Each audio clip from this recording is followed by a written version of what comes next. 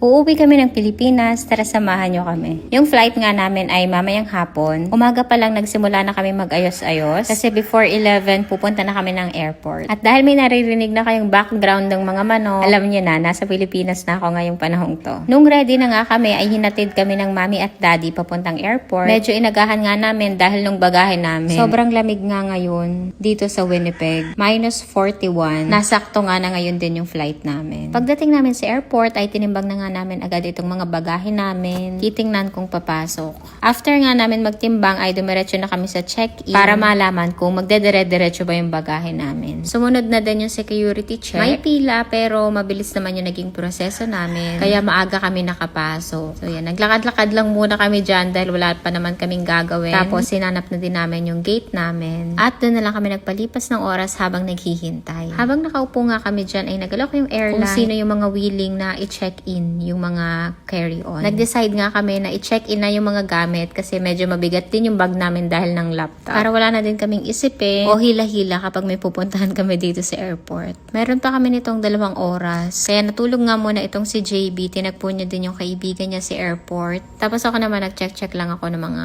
papel na kailangan namin sa aming flight. At dahil nga masyadong hahaba ang video na to, kinat ko muna to dito at i-upload ko yung sunod na video. 2:40 yung flight namin papuntang Vancouver. Medyo na-delay lang ng konting minuto.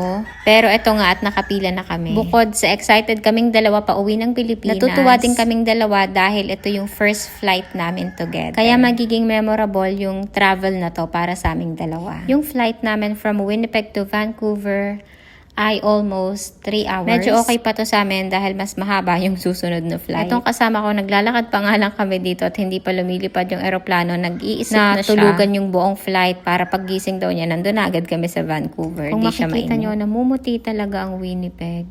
Sobrang lamig talaga. Sabi ko nga, para na kaming daing na bangus. Kaya pala, karamihan sa kanila, January to February, nagpapakasyon. Kasi para makatakas sa snow, sabi nga ni JB. Nagbigay nga sila ng snacks. At yan lang muna yung pinagkaabalahan namin dyan sa flight na yan. Natin ko sino titigit sa camera.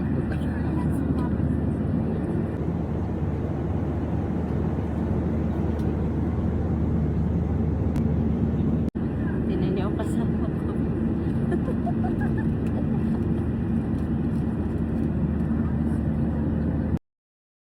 Nakakatuwa din talagang panoorin yung view mo kapag nakasakay ka ng eroplano. Sobrang ganda talaga, nakakatuwang panoorin. Nitong time na to, medyo malapit na din naman kaming bumaba. Ay, meron pa pala akong video nito. Oh, ito pa, napakaganda. Kaso medyo malabo lang yung bintana. Pero sobrang ganda. Around 4 o'clock nga ng hapon ay naglanda din kami dito sa Vancouver. Sinek nga namin dito pero hindi pa posted yung flight details namin kasunod. Kasi masyado pa nga namang maaga, kaya nag-ikot-ikot muna kami dito since napakalaki at napakalawak nitong airport na to. Nung una nga nakapunta ako dito sa Vancouver Airport ay nung 2023. Diyos ko, dahil litong-lito ako kung saan pupunta. At dahil nga 4 p.m. pa lang, and ang kasunod naming flight ay 10:55 pa ng gabi, nagyayatong si JB na lumabas muna daw dito sa Vancouver sandali. As in, sandali lang talaga, mga 5 to 10 minutes lang. Pag mga direksyon talaga, kay JB ako. Kasi ako, sobrang sira ako sa direksyon. Like, kahit pa ulit-ulit na yung napupuntahan ko, medyo nalilito pa din ako sa direksyon. Kaya di ako pwede pagkatiwalaan sa ganyang bagay. Malamig din naman dito, -4 nung pumunta kami dito. Kaya mas kaya namin ni JB nung lumabas. Kahit nakamanipis na jacket lang kami. After nga nang dapat niyang gawin, ito't bumalik na din kami sa airport para maghanap ng kakainan. Gusto lang namin mag-light snack bago kami lumipad kasi masyado pa ngang maaga. Nag-burger lang ako tapos umorder din siya ng fries and drinks namin. Nung time nga na to, hindi masyadong matao sa airport na to. Sabi nga ni JB kasi daw baka gabi na. Kasi usually puno tong airport na to kapag umaga. Dahil ito nga yung nagiging first port of entry kapag papasok ka ng Canada. So ayun, kumain na kami, nag-ikot-ikot and then chinek din namin kung saan ba yung gate namin. At nung nabusog na nga kaming dalawa, ay nagpunta kami dito sa duty free para magtingin ng pampapasalubong naming alak. At yan nga, nakabili kami ng tig-dalawa kami, just in case tanungin kami. Pag bibili pala dito, kailangan din nilang i-check yung passport and boarding pass mo. Tapos, ayan na, papunta na kami ngayon dito sa gate namin. Para doon na muna kami umupo, mag-charge at magpahinga habang hindi pa namin flight. Kasi puro nalobat na yung mga phone namin. Chika-chika lang kami niyan at nagre-ready kami kasi mas mahaba yung susunod na flight. Kaya nag-relax muna. Ito nga't nag-aantay na kami ng aming flight. At nakita ko na din si JB na parang may iba siyang ginagawa. Tingnan natin kung anong ginagawa niya. After ng pila hindi na nakapaghintay yung bagay na yun. Kaya nag-give up na lang din si JB. Tingnan niyo kung anong gagawin niyan after nito. Tingnan niyo isang aray. Wala nang pinipiling lugar. Teka lang. Oh, ayan. Kala mo normal lang ang ginagawa niya. Tingnan niyo kung anong ginagawa niya. Talagang wala nang pinipiling lugar. Hanggang airport talaga. Talagang bit-bit mo pa ang mouse mo Pakagawa. Siyempre, ginoke ko lang siya noon kasi alam kong medyo naiinip na siya. Lalo yan, napaka mainipin yan 6 na oras kami nag-iintay dito. And then after noon, pumila uli kami ng panibago kasi nga finally, last na talaga to. And then ang baba na namin is Manila. Hawak na din niya yung alak na binili namin sa duty free. Nakaupo na din kami at nahanap na namin yung seat namin. Ayan, medyo inaantok na ako niyan kaso pinipigilan ako ni JB. Sabi niya dito na daw ako matulog sa eroplano habang flight para hindi ako gising buong flight. So pinigilan ko naman kaso ang naging problema hindi ako nakatulog buong flight. Nakatulog naman kaso putol-putol. Gusto ko kasi sana nakahiga. Ano ba yan? So yan, nanood na lang ako ng movie and kumain. Yun ang aming pinagkaabalahan. Magkaibang food nga yung kinuha namin ni JB. Akin yung fish escabeche. Tapos yung kinuha naman niya ay pork. Para pwede kami mag-share. Then may dessert kami na tiramisu. Mahaba-habang biyahe to at alam kong maiinip tong kasama ko dahil kadalasan pag umuwi siya ng Pilipinas, pinipili niya yung may connecting flight talaga para putol-putol. Kaso ito, direct flight. Kailangan niyang alawin yung sarili niya sa loob ng halos 14 hours na flight namin. Kumuha nga siya ng beer tapos, ayun, binigyan na din siya nitong nuts. Kaya nagbigay din sila ng sandwich. Ayan, nag-cheers pa kami niyan. Kanya beer, akin naman apple juice. Yan yung ginawa niya para makatulog daw siya sa flight. Nag-beer siya na nag-beer. Ako naman, kumakain tapos nanonood nitong movie ni Melay. And then, from time to time, pag medyo naiinip ako, chinecheck ko kung ilang oras pa yung flight namin. At finally, bumaba naman siya ng 5 hours na lang. So tired. 2 more hours. 2 more hours. Sinerve naman ito yung breakfast namin.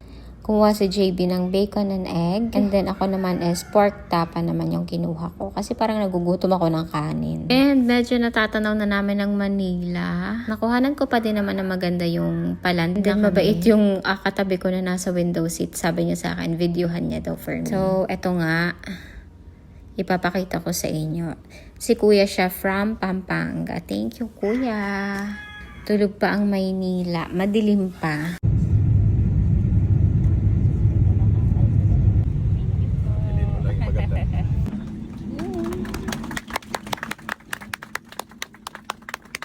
The local time is 5:43 in the morning, and the day today is January 24, 2026. The ground. Ayan at nakababa na nga kami sa plane. Sobrang happy na ng mga yan. Natapos na yung mahabang flight. And pupunta kami ngayon sa immigration. So supposedly dapat magkahiwalay kami ni JB.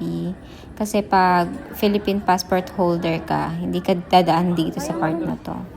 Pero pinagsama na nila since mag-asawa naman na daw. So doon ako napapila. Medyo nagtagal lang dahil sobrang haba ng pila.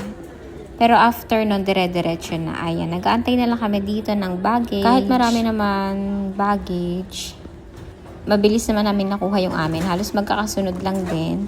Bale, 6 na bagahe yung kukunin namin. Ayun, mabilis lang naman namin siya nakuha. Sa sobrang dami nga ng tao sa labas ng airport, ayan, at hindi na kami nakapag-video nung kami mga nagkita-kita. Narito na agad kami sa van. Tulog ang aming boss skirt. Dumaan lang din kami ng food. Agahan. Na-miss ko yung Chicken McDo dito sa Philippines. Yan na. Sobrang familiar na ng daan na to dahil ito na yung daan papunta sa aming bahay. Bibidyo na ba? Wala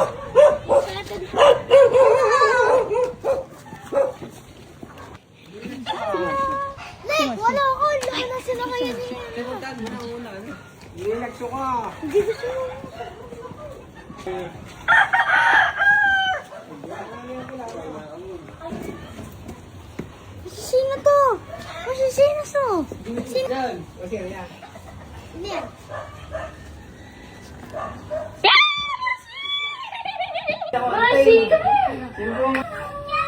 Ay, alanganin.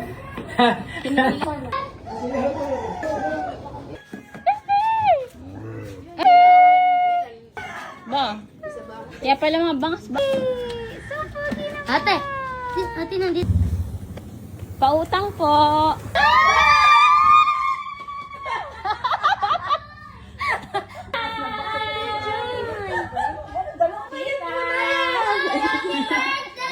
Happy birthday! Tsaka naman sa inyo.